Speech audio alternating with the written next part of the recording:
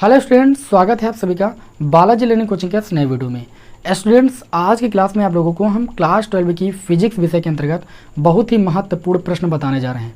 यह प्रश्न आपके बोर्ड एग्जाम में लगातार कई वर्षों से पूछा जा रहा है। इस प्रश्न को बहुत ही अच्छी तरीके से बहुत ही कम समय में मैं यहाँ पर एक्सप्लेन करने वाला हूँ, तो आप इस वीडियो को अंत तक जरूर देखिएगा, क्योंकि ये बहुत ज़्यादा बड़ा वीडियो नहीं है और इस छोटे से वीडियो से आपका यह प्रश्न तैयार हो जाएगा, जो कि कई बार बोर्ड एग्जाम में आ चुका है।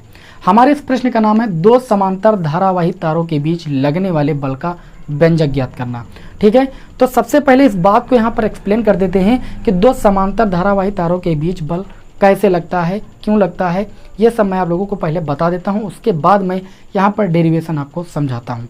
देखिए, ऑस्टेड वैज्ञानिक थे, उन्होंने ये बताया था कि कोई हमारा धारावाही चालक तार है, जब उसमें हम क्या करते हैं भाई, धारा प्रवाहित करते हैं। कोई धारावाही चालक तार है, उसमें जब हम धारा प्रवाहित करते हैं तो उसके चारों ओर चुंबकीय क्षेत्र उत्पन्न हो जाता है। क्या उत्पन्न हो जाता है भाई? चुंबकीय क्षेत्र उत्पन्न हो जाता है।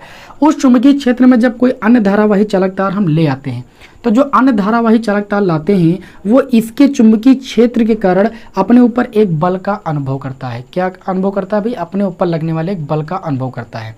उसी प्रकार जब हम इस धारावाही चालक तार में क्या करते हैं भाई, धारा प्रवाहित करते हैं, तो इसके कारण जो चुंबकीय क्षेत्र उत्पन्न होता है, इसके चुंबकीय क्षेत्र में आपका ये पहला वाला तार आ जाएगा। तो इसके कारण उत्पन्न जो चुंबकीय क्षेत्र होगा, इसके चुंबकीय क्षेत्र के कारण जो ये धारावाही चालक तार होगा, ये अपने ऊपर लगने वाले बल का अनुभव करेगा। इस प्रकार ये कहा गया कि जब दो समांतर धारावाही चालक तारों को परस्पर पास रखा जाता है और उसमें धारा प्रवाहित की जाती है, तो वे जो चालक तार होते हैं चुंबकीय बल की, चुंबकीय क्षेत्र की पारस्परिक क्रिया के द्वारा एक दूसरे के ऊपर बल आरोपित करते हैं।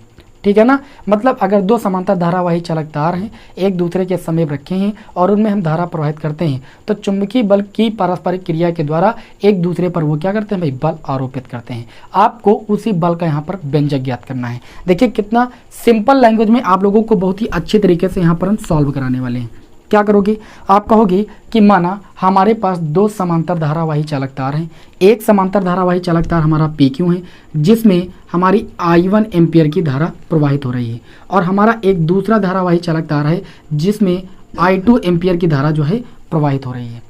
ठीक है ना, जब हम इन दोनों धारावाही चालक तारों में क्या करते हैं भाई, धाराएं प्रवाहित करते हैं, तो ये एक दूसरे पर भाई बल आरोपित करेंगे। मैंने अभी आपको बताया, तो ये एक दूसरे पर क्या करते हैं भाई, बल आरोपित करते हैं, एक दूसरे को आकर्षित करने लगते हैं या प्रतिकर्षित करने लगते हैं। अब आकर्षित कब करने लगते हैं और प्रतिकर्षित कब करने लगते हैं? प्रयोगों के द्वारा यह देखा गया कि अगर दो समांतर धारावाही चालक तार हैं और दोनों तारों में एक ही डायरेक्शन में जो है धारा प्रवाहित की जाए, मतलब समझिएगा, ये आपका एक चालक तार, आप मान लीजिए PQ को समझा रहे हैं थोड़ा सा, इसमें I1 धारा प्रवाहित हो रही है और ये हमारा धारावाही चालक तार है RS।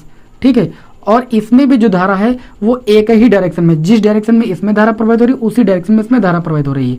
ठीक है, तो इन दोनों के बीच कैसा बल कार्य करेगा भाई, इन दोनों के बीच आकर्षण बल कार्य करेगा, यानी ये दोनों तार एक दूसरे को आकर्षित करते हैं भाई। क्या करते हैं भाई, आकर्षित करते हैं। ये प्रयोगों के द्वारा देखा गया, और साथ में ये भी बताया गया कि अगर, ध्यान दीजिएगा, अगर इन दोनों समांतर धारावाही चालक तारों में धाराएं जो है वो विपरीत डायरेक्शन में है। विपरीत डायरेक्शन का मतलब समझते हो? विपरीत डायरेक्शन का मतलब ये है कि अगर इसमें धारा ऊपर की ओर प्रवाहित हो रही है और इसमें धारा नीचे की ओर प्रवाहित होने लगती है, तो तब क्या होता है, तब ये दोनों धारावाही चालक तार एक दूसरे को प्रतिकर्षित करने लगते हैं। क्या करने लगते हैं भाई, प्रतिकर्षित करने लगते हैं। क्लियर, ये बात समझ में आई कि नहीं समझ में आई कि जब दो समांतर धारावाही चालक तारों में हम धारा को प्रवाहित करते हैं तो वे एक दूसरे पर क्या करते हैं भाई, बल आरोपित करते हैं। ठीक है, बल कैसे आरोपित करते हैं कि जब समान दिशा में दोनों में धारा बह रही होती है तो वे एक दूसरे को परस्पर आकर्षित करते हैं। ठीक है, और जब दोनों में विपरीत डायरेक्शन में धारा प्रवाहित हो रही होती है तो वे एक दूसरे को भाई प्रतिकर्षित करते हैं। तो ये बात आप सभी लोगों को अच्छी तरीके से समझ में आ गई होगी। अब देखिए भाई, मैंने अभी आपको बताया, क्या बताया कि यहाँ पर हमारे पास जो आपका धारावाही चालक तार PQ है, इसमें मैंने I1 धारा प्रवाहित की। तो मैंने अभी आपको बताया कि ऑस्टेन महोदय ने बताया कि जब किसी चालक तार में हम धारा प्रवाहित करते हैं तो उसके चारों ओर चुंबकीय क्षेत्र उत्पन्न हो जाता है। ठीक है ना, तो अब इसमें जब I1 धारा प्रवाहित की गई तो उसके चारों ओर क्या उत्पन्न हुआ भाई, चुंबकीय क्षेत्र उत्पन्न हो गया। उस चुंबकीय क्षेत्र में मैंने एक अन्य धारावाही चालक तार रख दिया RS। ठीक है, तो ये जो अन्य धारावाही चालक तार RS है, इसके चुंबकीय क्षेत्र के कारण अपने ऊपर क्या करेगा, एक बल का अनुभव करेगा। करेगा कि नहीं करेगा? तो पहले तो हम क्या करेंगे, पहले तो जो ये I1 धारा मैंने इस चालक तार में प्रवाहित की है, इसके कारण जो चुंबकीय क्षेत्र उत्पन्न हुआ है, उस चुंबकीय क्षेत्र का मान इस चालक तार RS के किसी बिंदु पर हम ज्ञात करेंगे। मान लीजिए कि ये जो RS धारावाही चालक तार है, इस चालक तार से R मीटर की दूरी पर है। कितनी दूरी पर है? R मीटर की दूरी पर है। तो R मीटर की दूरी पर इस चालक तार के कारण उत्पन्न पहले हम क्या निकालेंगे भाई? चुंबकीय क्षेत्र, और उसके बाद बल निकालेंगे। ठीक, तो यहां पर लिखेंगे चालक तार, बहुत ही आसान भाषा में भाई, चालक तार PQ के कारण है, ये चालक तार PQ है, इसमें धारा I1 प्रवाहित हो रही है, तो इसके कारण जो चुंबकीय क्षेत्र उत्पन्न हो रहा है, तो चालक तार PQ के कारण R मीटर की दूरी पर, R मीटर की दूरी पर, है ना, RS तार के किसी बिंदु पर, RS तार के किसी बिंदु पर क्या निकालेंगे भाई? चुंबकीय क्षेत्र की तीव्रता, बिंदु पर चुंबकीय क्षेत्र की तीव्रता भाई, चुंबकीय क्षेत्र की तीव्रता। चुंबकीय क्षेत्र की तीव्रता यहाँ पर क्या हो जाएगी? चुंबकीय क्षेत्र की तीव्रता को मान लेते हैं V1 बराबर सूत्र होता है म्यू 0 I में भाई 2 पाई R होता है। ये सूत्र होता है कि एक कोई अनंत लंबाई का धारावाही चालक तार है, तो उसके कारण जो उत्पन्न चुंबकीय क्षेत्र की तीव्रता होती है वो B बराबर म्यू 0 I/2 पाई R होती है। आप सभी लोगों को पता है भाई। तो यहाँ पर देखिएगा, जो धारावाही चालक तार था, इसमें जो धारा प्रवाहित हो रही थी वो I1 थी, तो I के स्थान पर रख देंगे भाई I1, ठीक है ना। दूरी R मीटर थी तो R हो गया भाई। तो B1 इक्वल टू आपका आ गया म्यू 0 I/2 पाई R। इसको हम मान लेंगे समीकरण 1।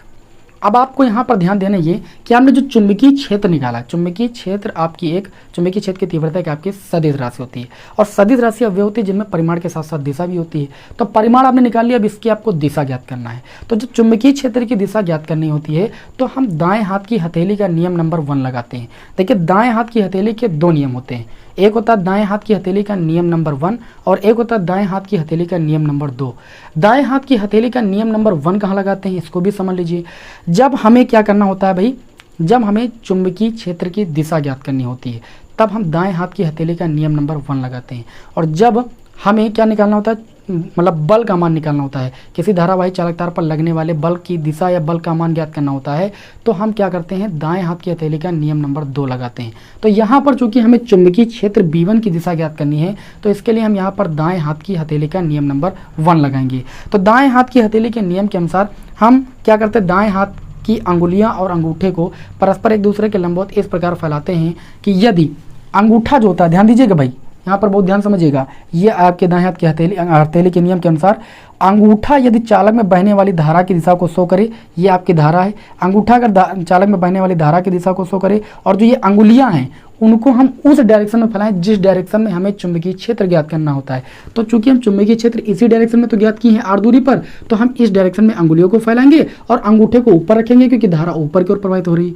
तो जो चुंबकीय क्षेत्र की दिशा होती है वो हथेली के लंबवत होती है, हथेली के धक्का मारने के लंबवत। तो देखिए, हथेली ये है आपकी, तो इस पर आप धक्का अंदर की ओर मारोगे तो लंबवत अंदर की ओर लगेगा, है ना। मतलब कहने का ये है कि जब यहाँ पर हम दाएं हाथ की हथेली का नियम नंबर 1 लगाते हैं, तो अंगूठा चालक में बहने वाली धारा की दिशा को प्रदर्शित कर रहा है, ये अंगुलियां उस दिशा को प्रदर्शित कर रही हैं जिस दिशा में हमें चुंबकीय क्षेत्र ज्ञात करना है। तो जो चुंबकीय क्षेत्र की दिशा होती है वो हथेली के लंबवत अंदर की ओर यानी नीचे की ओर होती है। तो हथेली के लंबवत अगर नीचे की ओर बात करें तो यानी ये आपका कागज तल के लंबवत जो है चुंबकीय क्षेत्र की दिशा होगी अंदर की ओर, ऐसे भाई। अब भाई व्हाइट बोर्ड के अंदर तो ले नहीं जा सकते हैं, तो अंदर की ओर लंबवत। तो यहाँ पर आपको लिखना होगा कि जो चुंबकीय क्षेत्र की दिशा होगी वो कागज तल के, भाई कागज तल के लंबवत, है ना, कागज तल के लंबवत नीचे की ओर। इतनी बात आपको क्लियर कर दिया मैंने, ठीक, ओके। अब यहाँ पर क्या करेंगे भाई, मैंने अभी आपको बताया कि इसमें मैंने क्या किया भाई, जब धारा प्रवाहित की तो इसके कारण चुंबकीय क्षेत्र उत्पन्न हुआ, तो इसके चुंबकीय क्षेत्र में ये हमारा धारावाही दूसरा चालक तार रखा है RS, तो ये एक बल का अनुभव करेगा। लेकिन जो ये हमारा धारावाही चालक तार रखा हुआ है RS, ठीक है, ये जो रखा हुआ है ये चुंबकीय क्षेत्र के लंबवत रखा है कि समांतर रखा है, सबसे पहले ये यहाँ पर ज्ञात करेंगे। तो यहाँ पर हम मान लेते हैं कि जो माना हमारा जो अन्य धारावाही चालक तार RS है, इसकी लंबाई कितनी है भाई, L है। कितनी भाई, L, कैपिटल L मान लेते हैं, इसकी जो लंबाई है वो कैपिटल L है, और इसमें हमारी कितनी धारा प्रवाहित हो रही, I2 धारा प्रवाहित हो रही। ये किसके क्षेत्र में रखा है, वो इसके कारण उत्पन्न चुंबकीय क्षेत्र में रखा है, और इसके कारण जो उत्पन्न चुंबकीय क्षेत्र उसको मैंने B1 से प्रदर्शित किया है। क्लियर। तो हम यहाँ पर देखेंगे, हम क्या देखेंगे, हम देख रहे हैं कि जो ये हमारा धारावाही चालक तार RS है, ठीक। अभी मैंने आपको बताया कि जो चुंबकीय क्षेत्र की दिशा है वो हथेली के लंबवत अंदर की ओर थी, ऐसे अंदर की ओर थी। अब मैंने क्या किया है, इस धारावाही चालक तार को इस चुंबकीय क्षेत्र के ऐसे मैंने रख दिया। अब बताओ इनकी डायरेक्शन एक दूसरे के लंबवत आ रही कि नहीं आ रही, आ रही ना। अभी आपने देखा कि जो चुंबकीय क्षेत्र निकाला वो उसकी जो दिशा है वो कागज तल के लंबवत अंदर की ओर है। तो मैंने जो ये चालक तार रखा है वो इस चुंबकीय क्षेत्र के ऐसे रखा हुआ है, देखिए ऐसे तो रखा हुआ है। तो ऐसे जब देखा तो इनके बीच एंगल कितना बन रहा है, 90 डिग्री का बन रहा है। तो यहाँ पर अब आपको एक लाइन और लिखना है, क्या लिखना है, जो तार RS है ना, धारावाही चालक तार RS चुंबकीय क्षेत्र B1 के क्या है भाई, लंबवत है। क्या है, लंबवत है। लंबवत होने का मतलब क्या है, थीटा बराबर 90 डिग्री। तब इस पर लगने वाला बल, इस पर लगने वाला बल F बराबर, आप सभी लोगों ने सूत्र पढ़ा है, IBL साइन थीटा पढ़ा है ना। लेकिन यहाँ पर थीटा कितना भाई, 90 डिग्री है भाई। अब ध्यान दीजिएगा, आपने जो बल निकाला है वो इस चालक तार पर निकाला। इस चालक तार में धारा कितनी बह रही थी, I2। तो यहाँ पर I के स्थान पर लिख दोगे भाई I2। अच्छा, ये जो धारावाही चालक तार था ये किसके क्षेत्र में था, इसके कारण उत्पन्न चुंबकीय क्षेत्र में था। तो इसका जो चुंबकीय क्षेत्र था वो B1 था, तो B के स्थान पर लिख देंगे B1, ठीक। और लंबाई कितनी भाई, लंबाई तो आपकी L है, तो L के स्थान पर L रहने देंगे। तो इसमें किसी को कोई दिक्कत तो नहीं दिक्कत है। चलिए इसको एक बार अच्छे से लिख देते हैं। F बराबर, इस चालक तार में धारा प्रवाहित हो रही थी I2, और चुंबकीय क्षेत्र में किसके था, B1 के, और लंबाई कितनी थी L, और एंगल कितना था 90 डिग्री। तो ये हो जाएगा I2 B1 L sign 90 degree. अब यहाँ पर क्या करेंगे, हम B1 का मान समीकरण 1 से रख देंगे। लिखेंगे B1 का मान समीकरण 1 से भाई रखने पर, 1 से रखने पर, चलिए B1 का मान रखते हैं। F बराबर ये आपका हो जाएगा I2 गुणे में B1 का मान है आपका μ0 I1 अपान में 2 पाई R, और इनटू में ध्यान दीजिएगा, इनटू में आपका L है, और इनटू में साइन 90 डिग्री की वैल्यू होती है 1 रख दिया मैंने। F इक्वल टू आ गया μ0 अपान में भाई 2 पाई, है ना। I1 I2 का गुणा करेंगे तो ये I1 I2 पास पार लिख सकते हैं, बटे में R लिख दिया, और इनटू में L लिख दिया।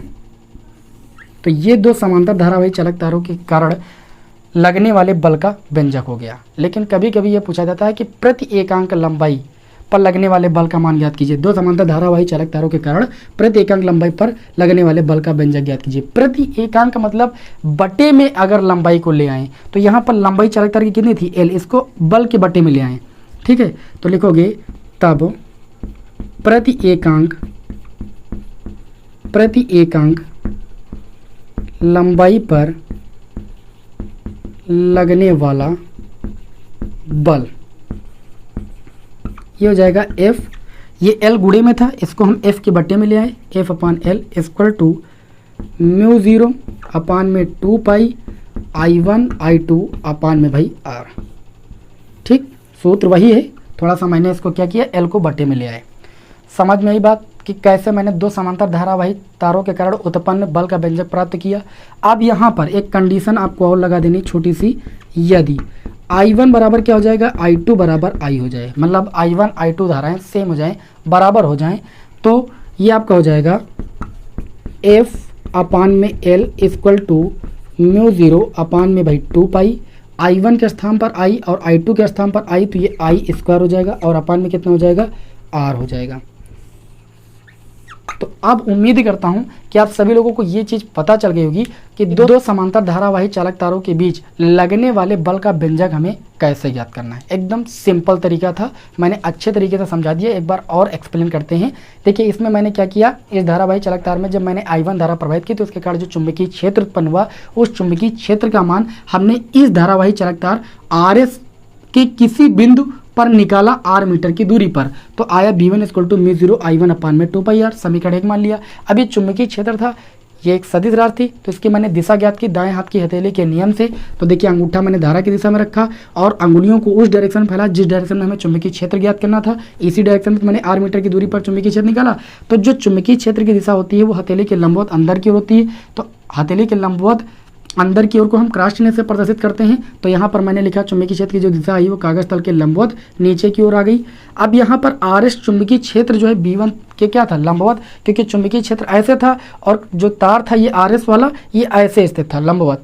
तो इसके बीच का जो कोण था वो आपका 90 डिग्री था। तो इस पर लगने वाला बल निकाला F बराबर IBL sin थीटा से। ठीक, अब चूंकि इस चालक तार पर लगने वाले बल निकाला तो इस चालक तार में धारा कितनी प्रवाहित हो रही थी, I2।